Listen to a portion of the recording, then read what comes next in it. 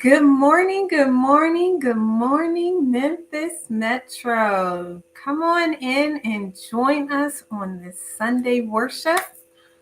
As you are entering, whether you're on Facebook, Instagram, or YouTube, let me know you're here and go ahead and say good morning in the chat. Good morning, good morning, good morning. I hope everyone has had a great weekend and ready for the word on today. And I'm not glitching, hopefully. We are hopeful that today Wi-Fi is not the interruption of my serving on this Sunday. So as you are joining in, go ahead and let me know that you're here. Good morning, Sister Lola. How are you?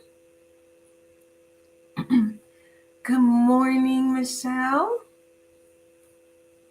Welcome in, welcome in, welcome in. Let me know that you are here. Tell me how you're doing this morning. Hopefully well. So good morning, Metro family. My name is Cherie, and I'm honored to be your service host on today. Hey, Lola. And so thank you in advance for joining us on this Sunday encounter. As you are coming into the comments, go ahead and check into Facebook. Let everyone know that you are here and worshiping with Memphis Metro today. Go ahead and like this YouTube live. And if you are watching on YouTube, go ahead and click that little arrow and copy it and send it to some others that need the word on today to join us. Hello, Jacqueline. How are you? Good morning. Good morning. Good morning. So Pastor is going to be bringing us another word or a continued message today on substance abuse. If this series has been blessing you, go ahead in the comments and type blessed, blessed, blessed, blessed. Let us know how it has been blessing you for the past few weeks. Good morning, Sister Karen. How are you? Go ahead and type in blessed if this word has been blessing you on today. Good morning, Deacon. How are you? Thank you so much for jumping in the chat. Okay, I see some blessings. Thank you. Blessed Lola, blessed Deacon. Thank you, thank you, thank you. And if this is your first time joining us, you can go ahead and type in new as well. We'd love to love on you in a virtual capacity. Good morning, Elder Les. I hope that we will be seeing you on Friday. I feel like I haven't seen you in a while. Jacqueline says blessed. That is awesome. So I do have a few church announcements on today.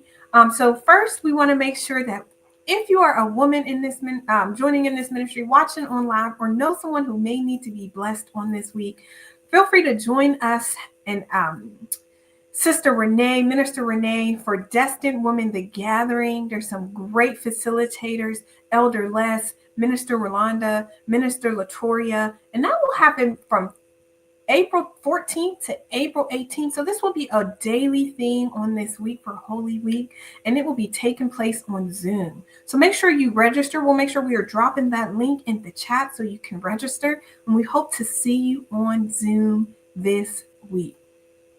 So a lot of us have been asking, begging, praying, and fasting for service, and Pastor Matt has delivered, and that will take place this Friday. Good Friday worship service. Put on your hats, your Easter outfits, your ruffle socks for the babies, floral, all of the above. We love to see you and hope to see you on Friday for worship service. If you plan to attend, go ahead and say, I'll see you on Friday in the chat. I'll see you on Friday in the chat. I need to get my outfit together. I don't know what I'm wearing yet, but I gotta have my Sunday's best, although it's on Friday. So if you plan to join us on Friday, in the chat, put, I'll see you there. I'll see you there. Yes, Karen, Easter outfits are a must. Easter outfits are a must. You'll see us on Friday, Lola. We'll have to do some cutting up after service. So you'll have to meet me and Pastor so we can give him a hard time. It's not a good time unless we're giving him a hard time, right? So hopefully we see others on Friday. And we also, we'll see you, Deacon, as well on Friday. And Minister Mark will be singing and blessing us with a song on Friday. So super excited about that. And today we are going to continue to get a word from Pastor Matt on substance abuse. I will allow him to come on and join us, and we'll get service started. See you on Friday, Sister Michelle. Hey, Pastor. Good seeing you. Hey. How are you? I'm well. How are you? I'm excited.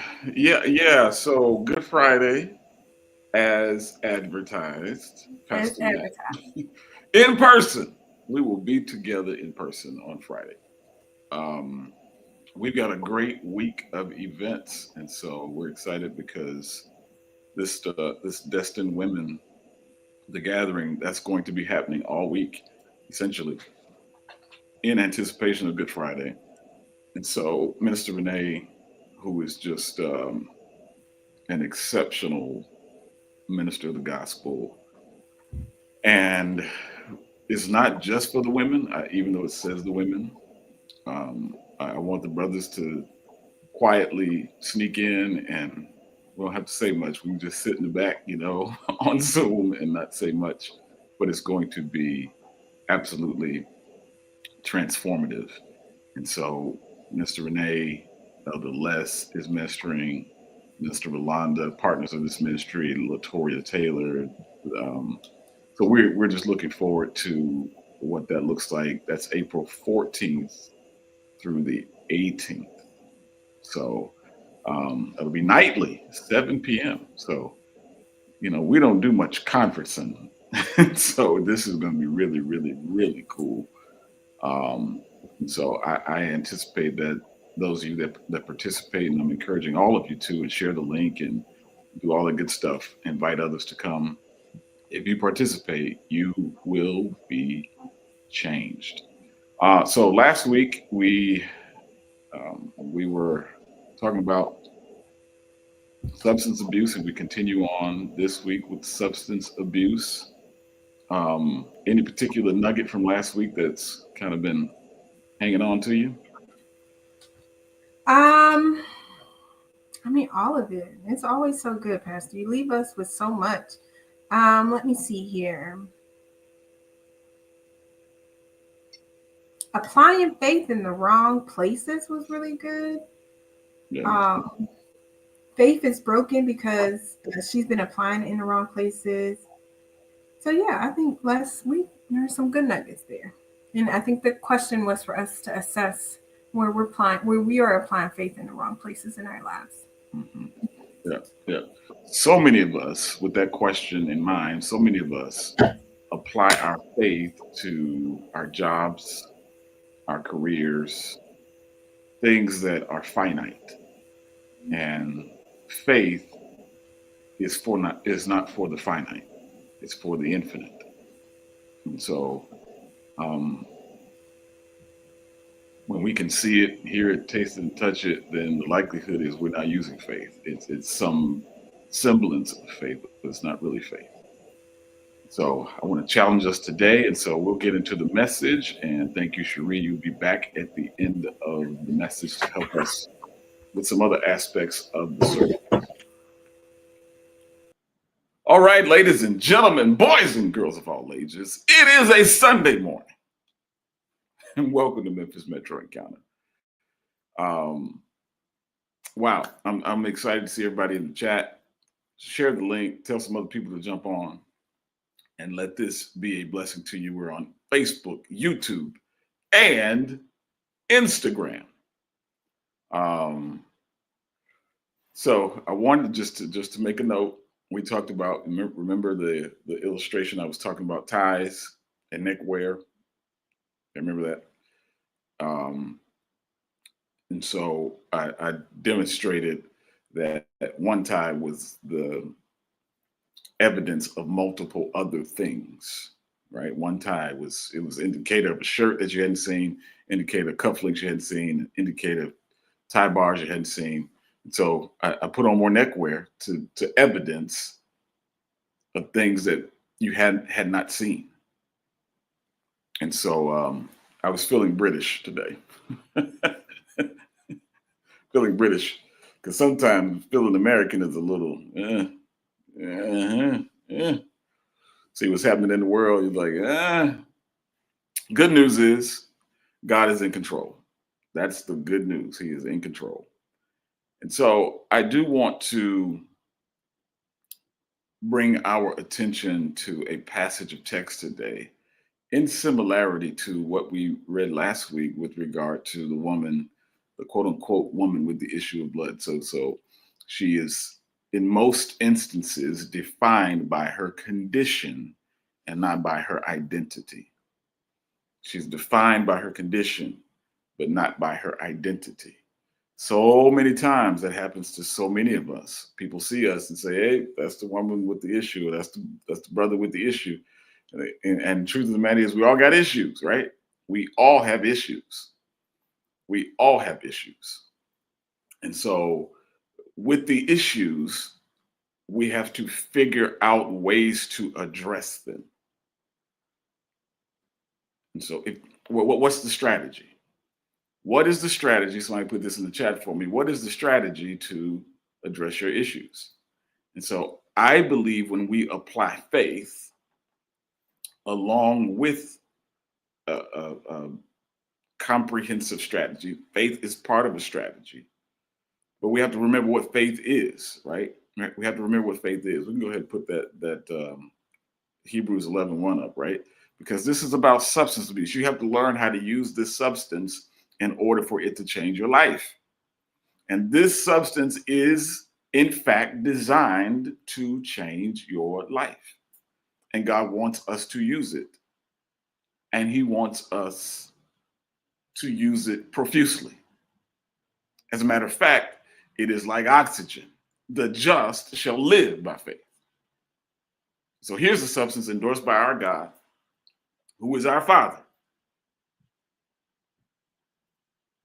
Faith, now faith, now faith. Don't leave out the word now. Now faith. In this moment. Now faith. You got to use it. If you're going to use faith, you got to use it now. If you're going to use faith, don't wait till tomorrow. Use it now. Can't use it yesterday. Yesterday's already done. Use it now. Faith, now faith is the substance of things hoped for. If there is a substance that God is okay with us using, as a matter of fact, He endorses it and wants us to use it. He wants us to live by it, get addicted to it, so it can make us high. Now faith is the substance of things hoped for. Here's the substance we are supposed to use. Why? Because it's the substance of things hoped for, and it is the evidence of things not seen. That's the question. What is the strategy to address your issues? So faith has to be part of it, right? Faith has got to be employed and applied. Faith has to be employed and applied. Showed you last Sunday, brought out some of my personal preference in products, personal hygiene products that I use. But those products don't work in the bottle, right? Deodorant doesn't work on the shelf, right? Cologne doesn't work while it's in the bottle. You have to apply it and employ it. You have to apply it and employ it. Make it work for you. Make it work for you. Apply it, put it on, and make it work for you. Make it work for you. So, since faith is the substance, I am encouraging you, brothers and sisters, ladies and gentlemen, sons and daughters, aunties and uncles, I am encouraging you to apply faith and employ faith. So, Scripture teaches us, James says, that faith without works is dead. And some of us have allowed our faith to flatline because we haven't put the work that goes along with the faith. We have not put the work. We have not put the work in that goes along with our faith, right? Faith without works. Faith without works. Without works. You've seen the defibrillator. They do this, they say, clear.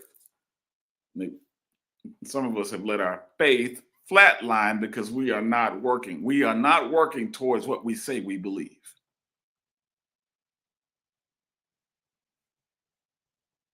We're not working towards what we say we believe.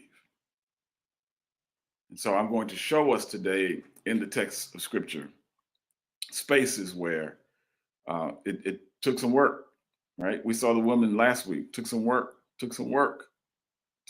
get to Jesus. So I like that, Sheila. Thank you for doing that. Look at what Sheila did. Flatline. You've seen the heart monitors.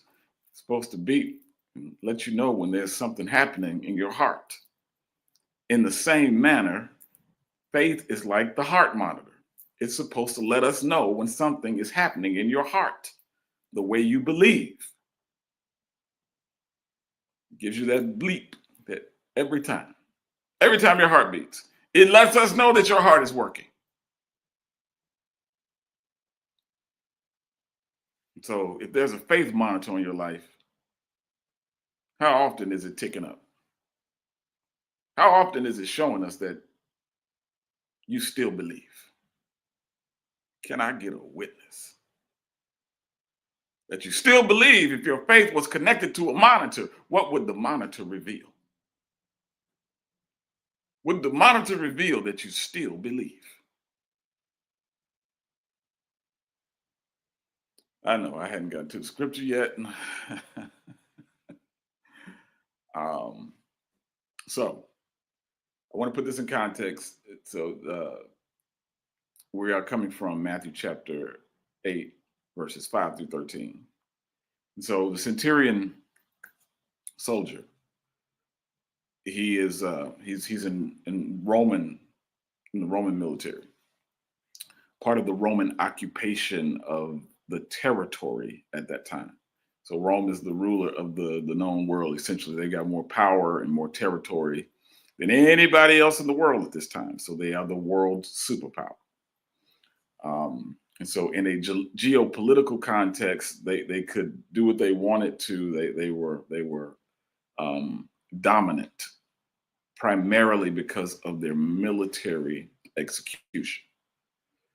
And so we see this centurion do something completely abnormal. We see the centurion. Yes, I see it, Jack, and I believe it. I believe it. Yeah, we're growing. We can be graced to grow. And so here's part of the challenge with the centurion. He submits himself to another government. So the way we know he's a centurion is more than likely is because of his uniform. And so while he is representative of Rome in the moment, he lays down his authority and position to pursue Jesus. So here it is, Matthew chapter 8, verses 5 through 18. It says, when he entered Capernaum, a centurion came to him, appealing to him.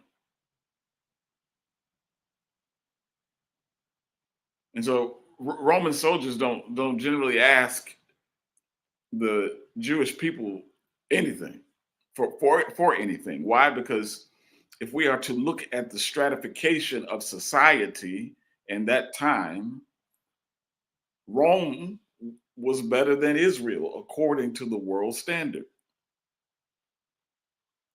And there were more people, even though there were more Jews in place, Rome had the power.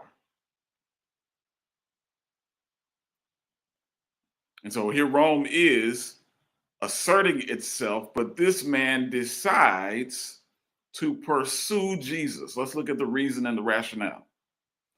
And so verse 6 says, and saying, Lord, my servant is lying at home paralyzed. in terrible distress. And he said to him, I will come and cure him. Like you want me to come with you? Watch the centurion, verse 8. Centurion answered, Lord, I am not worthy to have you come under my roof. But only speak the word, and my servant will be healed. Come on. Verse 9 says, For I also am a man under authority, who's with soldiers under me, and I say to one, go, and guess what happens? He goes. And to another, come, and guess what happened? He comes. And to my slave or servant, do this, and the servant does it. When Jesus heard this, verse 10, he was amazed and said to those who followed him, truly, I tell you, no one in Israel have I found such substance abuse. Verse 11 says, I tell you, many will come from east and west and will take their places at the banquet with Abraham and Isaac and Jacob in the kingdom of heaven. Verse 12 says, while the heirs of the kingdom will be thrown into the outer darkness where there will be weeping and gnashing of teeth. Jesus said to the centurion, go, let it be done for you according to your substance abuse. To your faith. And the servant was healed in that hour. Okay, we'll go back to the top of this, and I want to extract and exegete some of this for us to get our minds around, because the possibilities exist here that when we do these narratives, when we get insights into these stories, these are designed for us to be able to identify ourselves, right, where we belong in the story. And so the likelihood is in some story or one or another, you can find yourself. And some of the reason I intend to expose and exegete the text is for you to better see yourself, right? For you to be able to see yourself and then respond to what the word is telling you. And so look at the awkward position that this centurion soldier is in. He is essentially lowering himself from his rank and his status in order to get the attention of Jesus. Now, we've got to find out the motivation. Why would this centurion do this? Here's part of the reason. Here's part of the reason. Look at the nature of his servant. So it says in verse 6, after the centurion came to him, appealing to him, he said, Lord, look at the designation. He says, Lord, my servant is lying at home paralyzed. And so question is, what kind of servant is this? What kind of servant is this that makes this leader do this? What kind of servant is this? You got to ask yourself, if you are going to be a recipient of the promises and the blessings and the abundance of God, truth of the matter is, what kind of servant are you?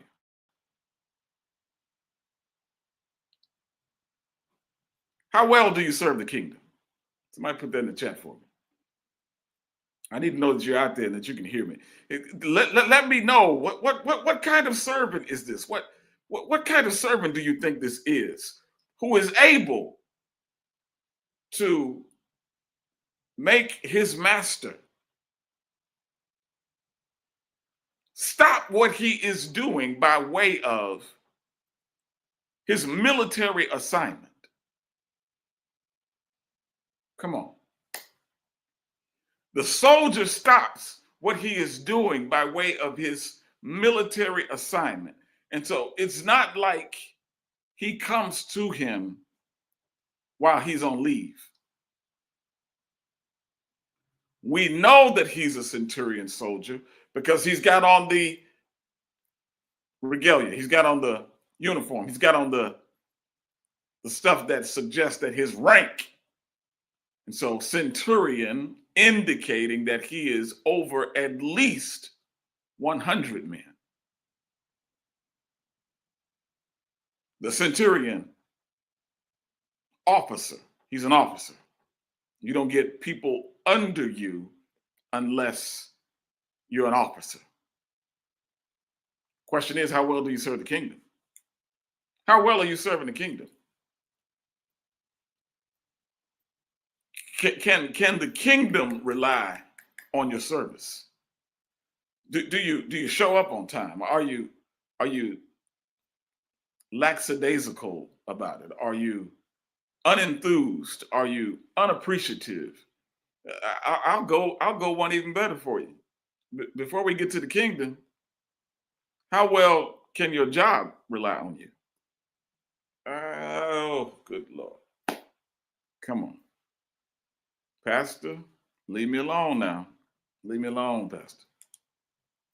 Before we get all deep and spiritual and go to the kingdom of God, how well are you serving where you are employed?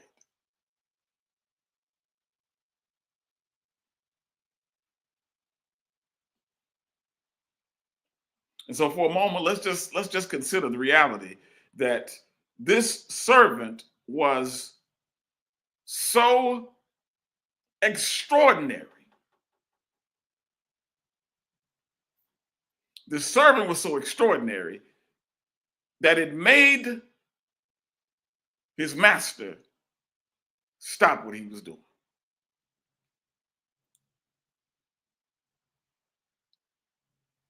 Yeah. And so the centurion comes to the conclusion, like, this is important enough for me to lower my rank and submit to something bigger than me. Yeah, so the real issue is he could have been too proud to come to Jesus. But the nature of his servant made him humble himself, lower himself in order to get the attention of Jesus. And so he says, Lord, my servant is lying at home, paralyzed. And so the challenge is that a paralyzed servant does no good for a master who needs him. A paralyzed servant is of no value to a master who needs it. And so he recognizes that in order for this person to continue to be of value to me, then we've got to break the paralysis over their life. And some of us are wasting time in relationships on people who are paralyzed and have no intent of being well again. Come on. Come on. And so the centurion had heard about Jesus. That's what some versions tell us, that he had heard of Jesus, and so he went to Capernaum. And he said, Lord, look at that, look at that, look at that. He called him something. He called him. Look, what do you call him? What do you really mean when you call on Jesus? Are you putting the right amount of authority that goes with his name? Are you giving him full authority and designation over your, not only over your life, but over what belongs to you? Because the truth of the matter is, the servant belonged to the centurion. He was an indentured servant. He was working off a bill or a debt. He was indebted to the centurion. And so the centurion says, hey, I got to stop what I'm doing because this is an exceptional servant, and this servant needs my attention, but not only my attention, but the attention of someone who's greater than me.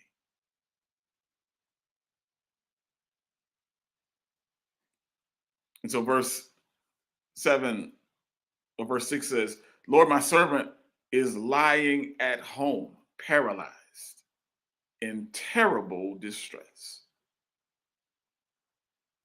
And so for just a moment, I need some of us to get outside of the realm of us thinking about us and think about somebody else who needs us to go to God on their behalf. Come on. What type of leader does this? What type of servant is this? The truth of the matter is, if we are to ask those two questions, we can conflate those questions. What type of servant is this, and what kind of leader is this? The best leaders are always servants. Somebody put that in the chat for me, please. What type of servant is this that gets his leader's attention? The truth of the matter is, the best leaders are always the best servants. And the best servants are always the best leaders. And so the centurion was missing the leadership of his servant. Somebody get that in the chat, get it recorded for me. What type of servant is this? What type of leader is this?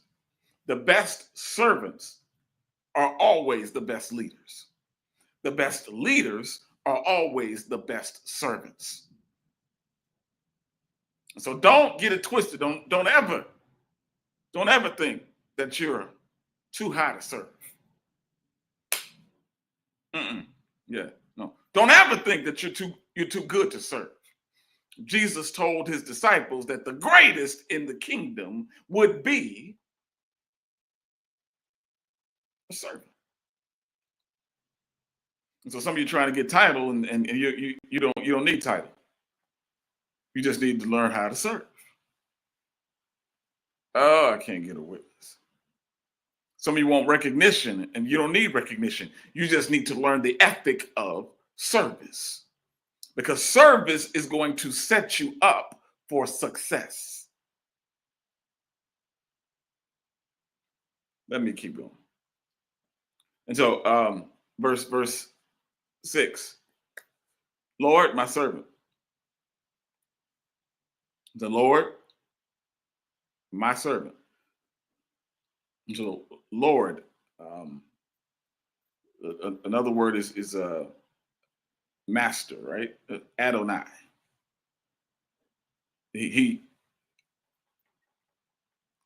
I'm wondering what the optics are in this moment. Because verse 7, Jesus says, you want me to come to him? I'll come and cure him. Why is Jesus so ready? Why is Jesus so ready to go? Why is he so prepared? The reason Jesus is so ready to go is because he understands that the centurion has such respect and value for the one who is serving. Jesus like, I'll come and go with you. For you to come and come talk to me. I know that the optics of this does not look good. You're not supposed to be doing this, but this must be some kind of servant in order for you to do it. And I want you to know that if you live a life of service, God is paying attention. Yes, he is. Yes, he is. If you are serving that family, God is paying attention. If you're serving that company, God is paying attention. If you're serving that military, God is paying attention.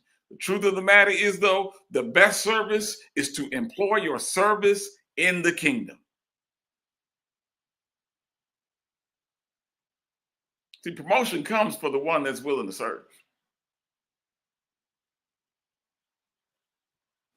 And look at the extraordinary faith of this centurion. He says, my servant, my servant. Servant is lying at home and paralyzed in terrible distress. Like it's hurting the centurion because his servant is hurting. That's when you know you got a real servant. When it hurts you because it's hurting them, this is an emergency now.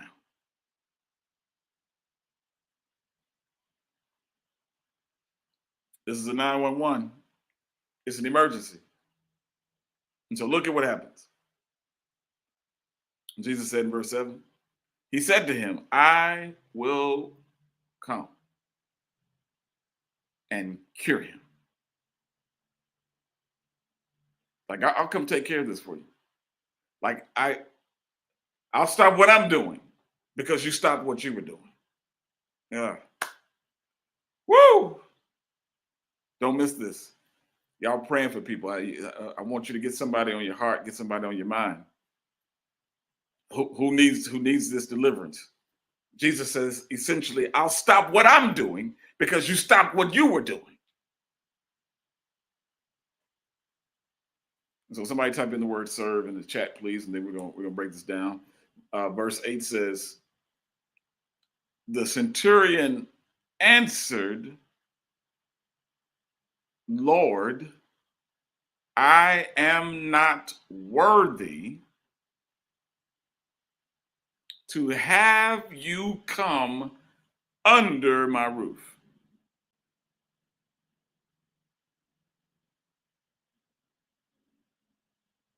And so some translations say, I don't deserve.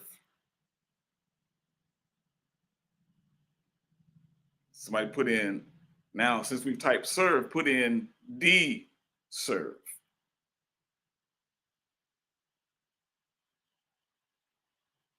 So serve essentially means to come under. And so here's what the centurion says. I don't deserve you to come under. I don't deserve it. There isn't anything that I can give you. You don't belong under me. That's what the centurion is saying. He says, I got soldiers and I know people who belong under me. You don't belong under me. You don't belong under my roof. You're too good for this. Woo! I need you to recognize that's why he called him Lord. He said, Lord, I'm not worthy. This is the second time he called him Lord. He called him Lord first time. He says, Lord, my servant is sick and under terrible distress. They're paralyzed. Second time, he comes back around in verse 8 and says, Lord, calls him Lord again, because he understands that he is not over him, he is under him. And some of us need to come to grips with the reality that some of the thing that we are after Look, it's not above you to lower yourself. It's not above you to lower yourself. It's not above you to come under some authority. It's not above you. And there is blessing and protection under authority. And so watch this. The centurion answers, Lord, second time he called him Lord. He says, I am not worthy. In other words, I don't deserve. I don't want you to come under my authority. Like, you don't have to come. You don't have to come.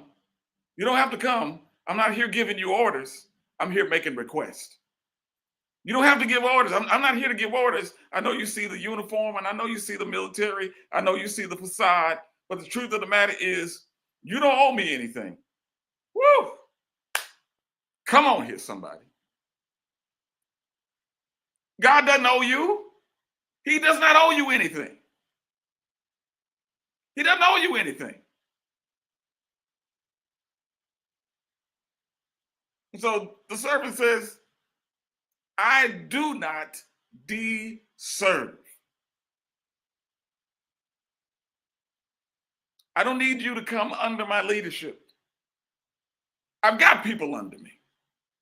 And I know what it's like to have authority. Woo!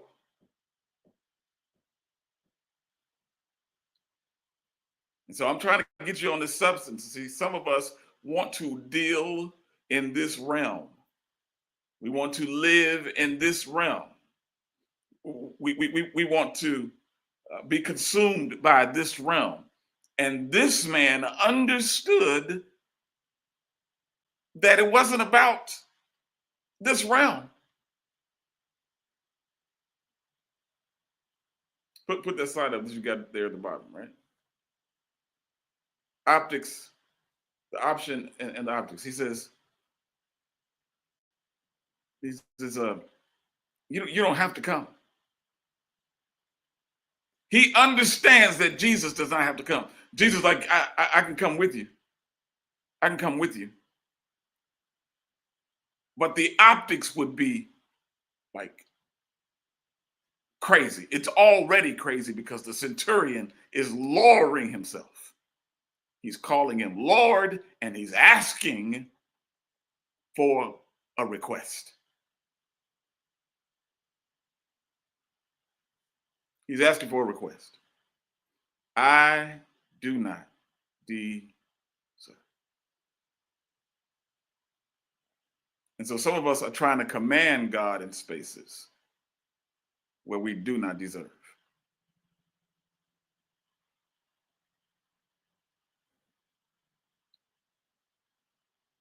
Oh, no, I'm not. I'm talking to somebody today.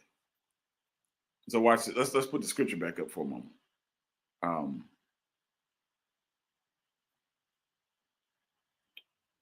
So verse 8, we'll go to it. It says, Lord, I am not worthy. I am not worthy. I am not worthy. Just put yourself in that man's position, please. I am not worthy to have you come under my service. I don't deserve. But this is what he says in transition. Only speak the word. Woo! Look at his faith now. Look at it. Look at it. He comes to him believing the reputation about Jesus. And then he says, you don't even have to come to my house because I don't deserve for you to come to my house. How many of us recognize that we don't deserve for him to come to our house? We really don't. We really don't. We really don't deserve for him to come to our house. We really don't. But here's what happens. The servant at home is in recognition of who Jesus is. How do you think the centurion heard about it? Woo! Yeah, check your sources. I keep telling you this. Check your sources. Be cautious about who informs your perspective, because the truth of the matter is that there are people who are prepared to misrepresent the circumstances.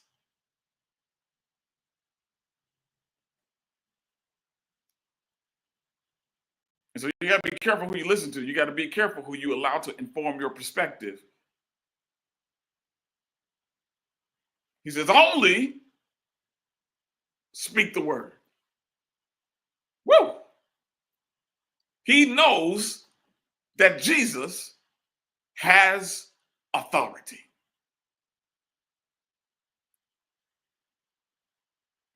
Yeah. He knows that Jesus has authority. And here's the evidence of his faith. He shows up. Remember, like the woman at the well, the woman with the issue of the blood. She just showed up. And so we have somebody else showing up who believes. And he simply says, just speak the word, and my servant will be healed. Just speak the word. He knows how easy this is. Here's the reason he knows. Go to verse 9.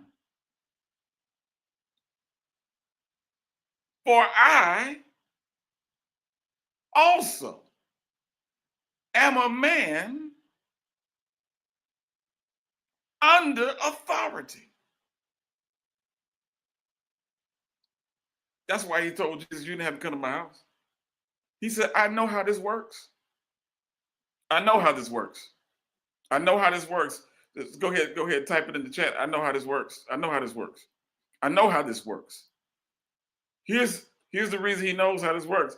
He says, I am a man under authority with soldiers under me.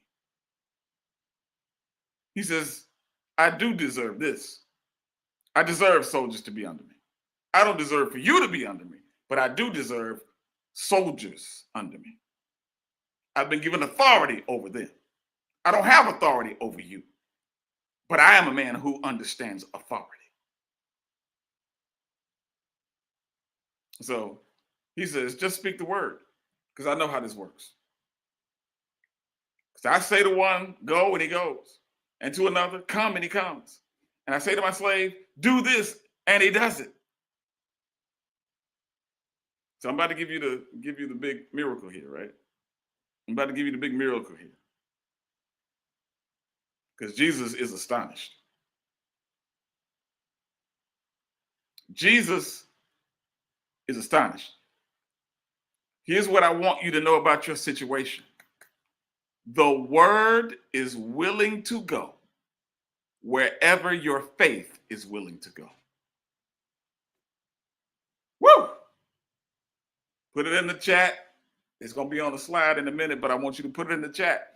The word is willing to go wherever your faith is willing to go. And some of us haven't sent our faith somewhere. So guess where our faith is going? It's going nowhere. And so the man showed up because he had faith. And he says, he demonstrates even more faith. He says, you don't have to come. Just talk to my situation. The word, that's it, Sheila. The word is willing to go where your faith is willing to go. I'm going to say it one more time. The word is willing to go where your faith is willing to go. Question is, where is your faith willing to go?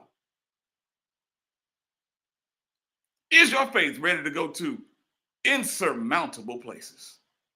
Is it ready to seize your assets in invisible realms?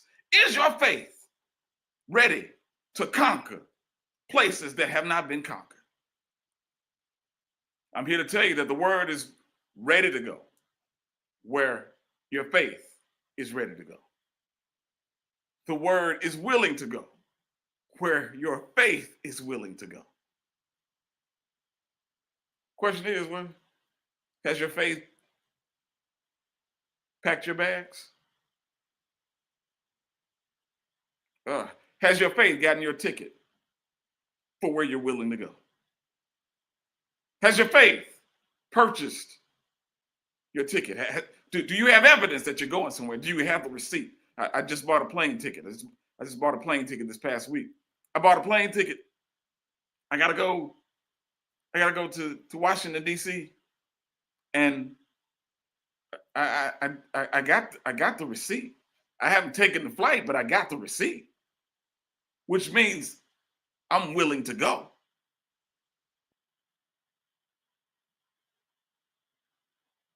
And so this guy says, "Hey, I understand. You don't have to leave where you are." Woo! Some of us inviting God into a situation. Okay, I'm going. Let me keep going. With soldiers underneath me, I say to one, "Go." Guess what happens? He goes. I say to another, come here." You know what happens? He comes.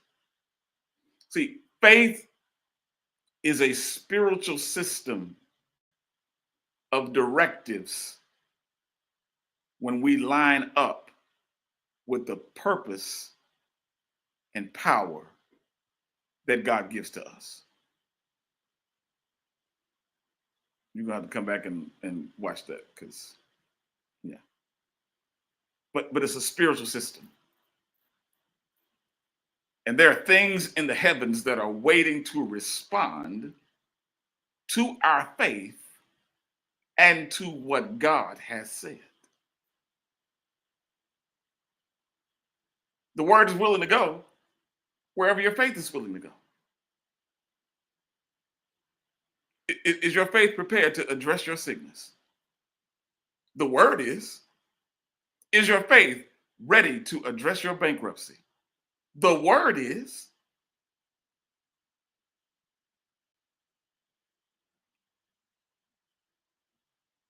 Come on. All right. All right. Verse 11. Verse 10, rather. I'm sorry. So when Jesus heard him, he heard about Jesus and Jesus heard him. Come on. Is he hearing you? Is he hearing you? Jesus heard him and he was amazed and said, he looked at the people who were following him. He said, "Y'all ain't like this dude. You ain't using the substance like this dude. You're not abusing the substance like this dude. I'm looking at this dude and I'm amazed by him. He's not even in part of the kingdom, but he understands something."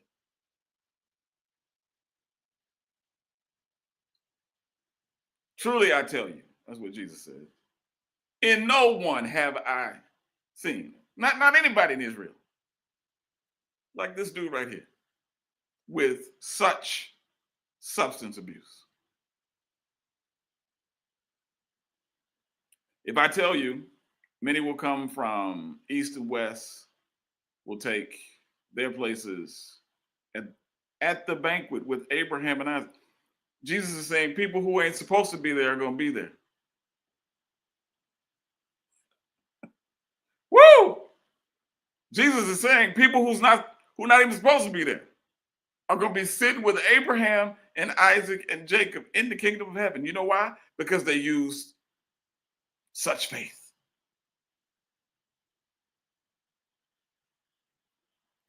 All right. Verse 12. Okay. While the heirs of the kingdom will be thrown. I'm talking to all these Christians, believers. Jesus saying, y'all ain't gonna even make it in because you don't believe like he believes. He turns around and says this to his followers.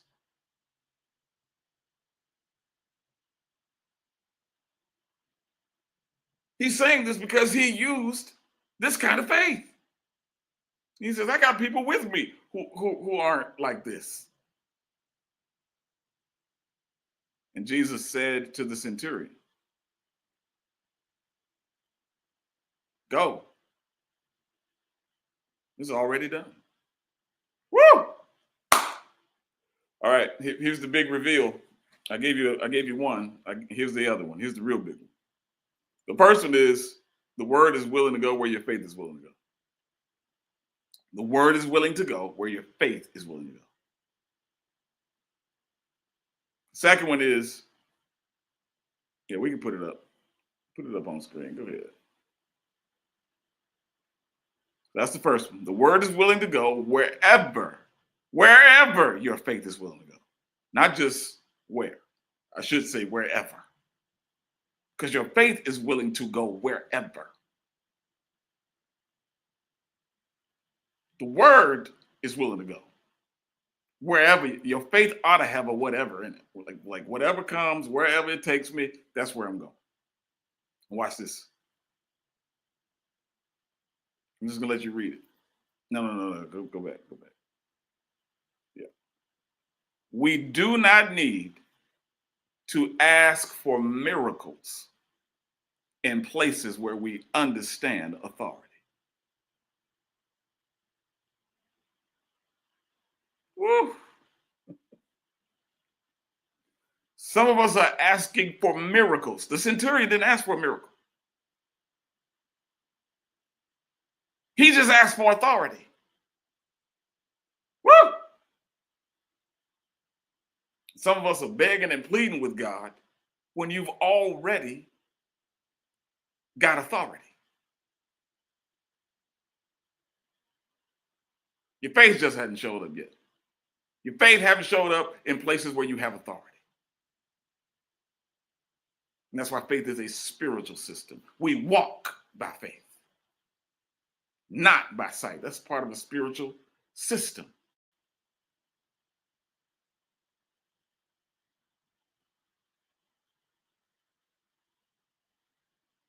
And so I don't want you to miss it. Don't ask for miracles in places where you understand authority. Just tell the Lord to speak it.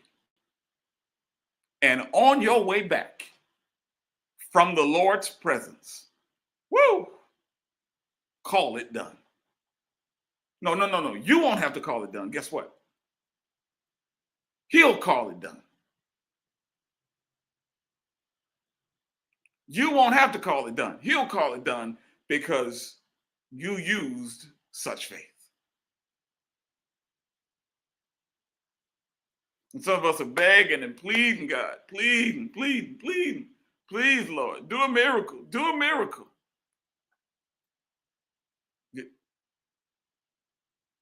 It may be a miracle, but when you have authority, you just walk in what is already authorized.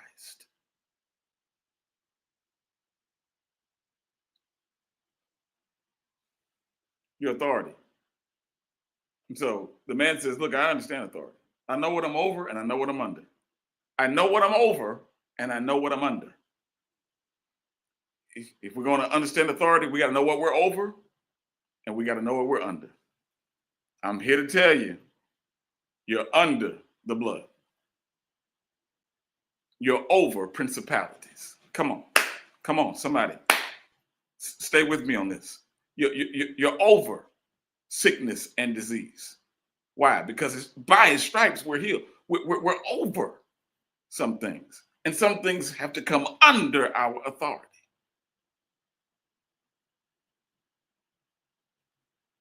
All right, it's been an hour.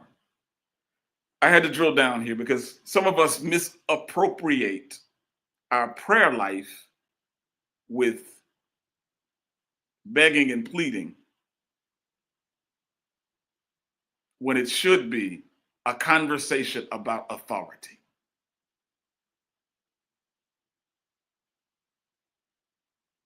And since I know I don't deserve for him to come under my roof, woo!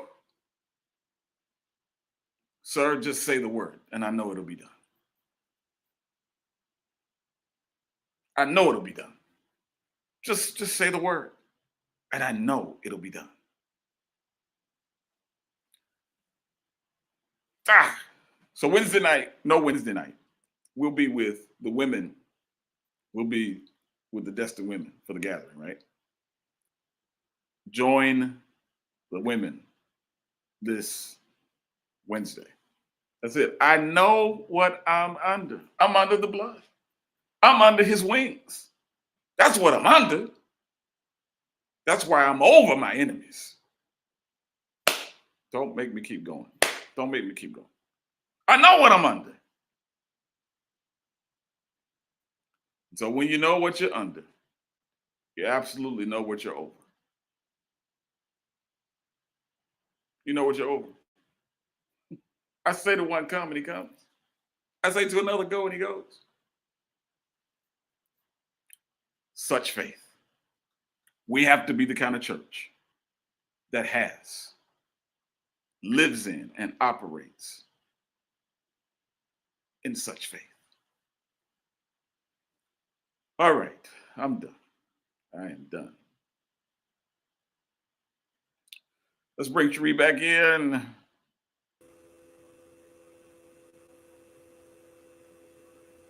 Great word, Pastor.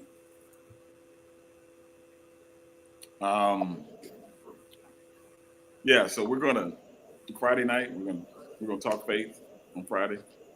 We're Good Friday, and so it won't be the traditional 7 last words or all. That's cool. That's great. A lot of churches do that. It's a great exercise, and it reinforces our belief about the resurrection. We will address the resurrection, but it won't be through the mechanism of the 7 last sayings of Christ. So, all right. Any particular points standing out for you today? I like one of the last points you mentioned about do not misappropriate our prayer life by begging and pleading, and that we should walk in authority. I thought that was good. Yeah. Good deal. All right, I'll let you manage these last 2 pieces here, last couple pieces, and I'll be back to bless and dismiss us. Absolutely. Thank you, Pastor. If this word has blessed you, go ahead and put blessed in the chat.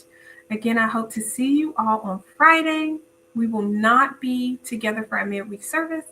We will be supporting Minister Renee. And if we could put the flyer back up for anyone who joined late for the Destined Women, that will take place this week, April 24th. So starting tomorrow, every night this week at 7 p.m. on Zoom. Please, please, please make sure you are registered for this event. Even if you can't come every day, we'd love to see you at least one day. Send it to another woman in your circle or in your community to also be there as well. I'm starting to see blessed in the chat. Thank you, Sister Karen, Jacqueline, Sheila, Deacon, Michelle, all blessed. Thank you, thank you, thank you. And I know what's in store on Friday will also be blessed as well. So we will see you there.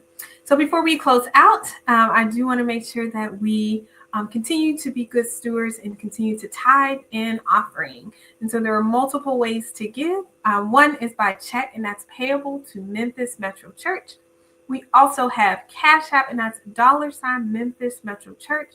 And we're also on PayPal, and that is Memphis Metropolitan Christian Church.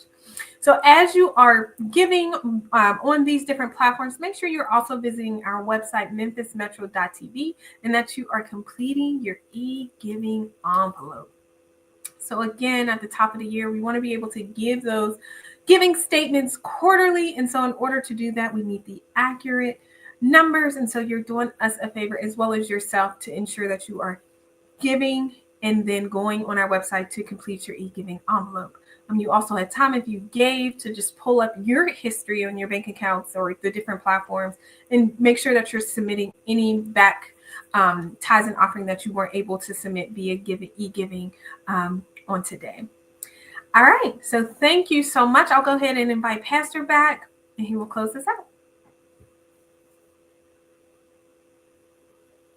Thank you very much, Cherie. I'm grateful for those of you that have been part of the series and connecting to Memphis Metro Church through the website. And if you haven't yet, go to our Facebook page, like it, subscribe, YouTube page, do all that great stuff. Keeps you connected to the life of the ministry and what's happening. Really appreciate it. Thank you, Cherie. And I want to declare the capacity confession over each and every one of you and your households, those that you are connected to. Like this centurion, man, this is extraordinary. He understood capacity. So Christ Jesus is the source of all of our strengths, abilities, and purpose. We exist because of him, and we are designed to live according to his grace through the power of the Holy Spirit. Therefore, we have the mind of Christ and our minds fully, thoroughly renewed. We are equipped and empowered to live lives of submission, service, and sacrifice. Lives of submission, service, and sacrifice. We saw that illustrated today so clearly. Why? Because he has caused us to prosper. Christ expands our capacity. Christ governs our capacity. Christ is our capacity. We will be salt and light in every setting. We will prosper in health, wisdom, finances, relationships, family, career, education, because we have the mind of Christ, we have the power of Christ, we have the love of Christ, and we have the influence of Christ. Receive it today in the name of Christ. This has been, the Lord bless you and keep you, cause the light of his face to shine upon you and be gracious unto you. Lord places countenance upon you and give you peace. Now this has been Memphis Metro Encounter on a Sunday morning. Ladies and gentlemen, boys and girls of all ages, fellowship, leadership, worship, bringing you ministry at the speed of life. This is PMAT. We are